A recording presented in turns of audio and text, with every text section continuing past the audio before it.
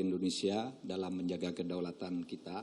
Maka sekarang sikap pemerintah di dalam kebijakan politik tentang Papua.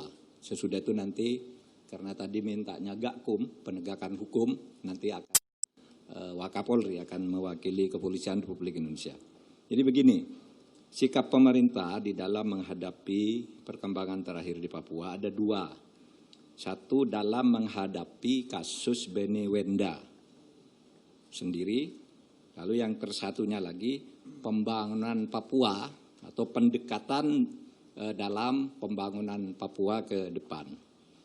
Menghadapi kasus Wenda yang pertama, dia telah mengajak melakukan makar, bahkan juga tadi MPR menyebut sudah mempunyai niat dan sudah melangkah melakukan makar, dan pemerintah menanggapi itu dengan minta Polri melakukan penegakan hukum.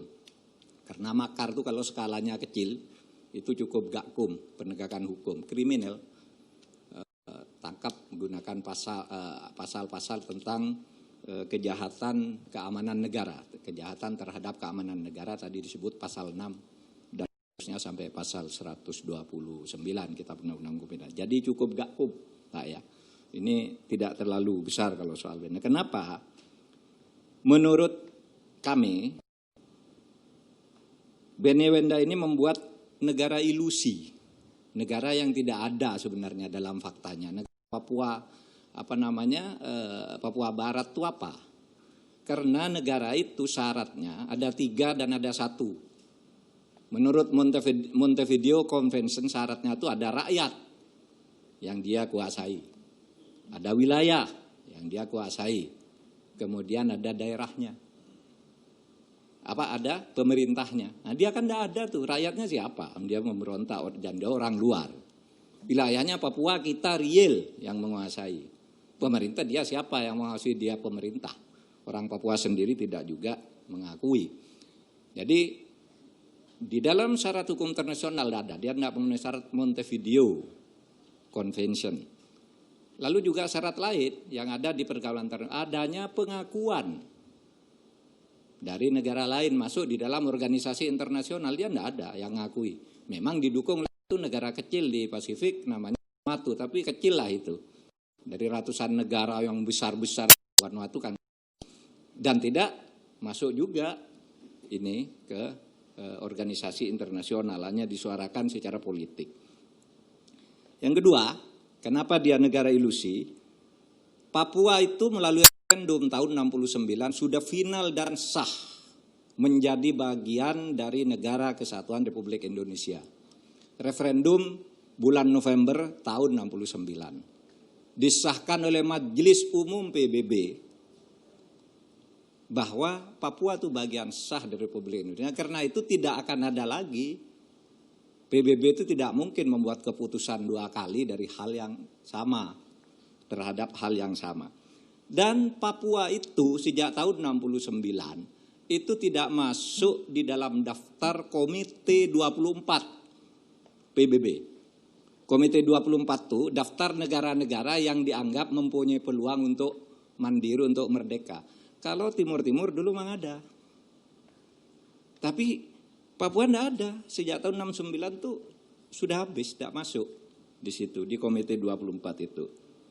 Dan yang lebih dari itu, Bene Wenda itu adalah seorang narapidana, seorang sudah dijatuhi hukuman pidana di sini 15 tahun karena tindakan kriminal, tetapi lari sehingga dia sekarang tidak punya kewarganegaraan. Di Inggris dia tamu, di Indonesia sudah dicabut kewarganegaranya. Lalu bagaimana dia memimpin negara?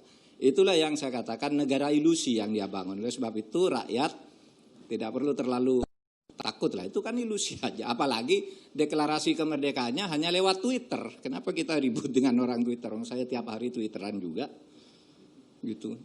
Orang Twitter tidak usah terlalu panik, tapi tetap ada karena pengaruhnya apa terhadap orang yang di situ merasa terpengaruh, ada pengikutnya. Nah, ini ada Gakum nanti, penegakan hukum. Itu satu, menghadapi Wenda. Menghadapi situasi Papua pada umumnya. Mulai sekarang pemerintahan Presiden Jokowi yang kedua ini, periode kedua ini, kita menegaskan bahwa pembangunan di Papua itu dilakukan melalui pendekatan kesejahteraan. Pendekatan kesejahteraan.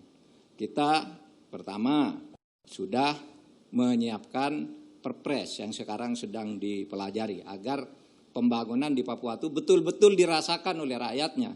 Karena dana untuk Papua itu besar sekali, tapi dikorupsi oleh elit-elitnya di sana. Rakyatnya enggak kebagian. Nah, kita sekarang atur bagaimana nih caranya, gitu. Nah, dalam pendekatan kesejahteraan dalam waktu dekat ini sekarang pemerintah sedang menyiapkan revisi Undang-Undang Nomor 21 Tahun 2001 ya, yang mencakup dua hal. Satu, pembesaran atau perpanjangan pemberian dana otsus dan dibesarkan dari 2% menjadi 2,25%. Itu revisi undang-undang dalam waktu yang dekat ini. Kemudian kedua, pemekaran Papua itu agar yang ngurus lebih banyak, lebih teratur, nanti akan dilakukan pemekaran yang semuanya ini akan nantinya mulai digarap secepatnya sesuai dengan prosedur-prosedur perundang-undangan yang kita siapkan. Tujuan itu semua itu nantinya adalah kesejahteraan bagi orang asli Papua, OAP istilahnya. Nah, nanti kita sudah punya banyak yang akan kerja. Ada TNI, ada kementerian-kementerian, ada lobby Papua nih, MPR for Papua itu yang nanti juga MPR juga memantau, DPR memantau, Kementerian Dalam Negeri juga mengorganisasikan pemerintahannya dan sebagainya. Itu sikap pemerintah, kebijakan umum pemerintah. Sekarang soal gakumnya, penegakan hukum terhadap kasus ini saya persilakan.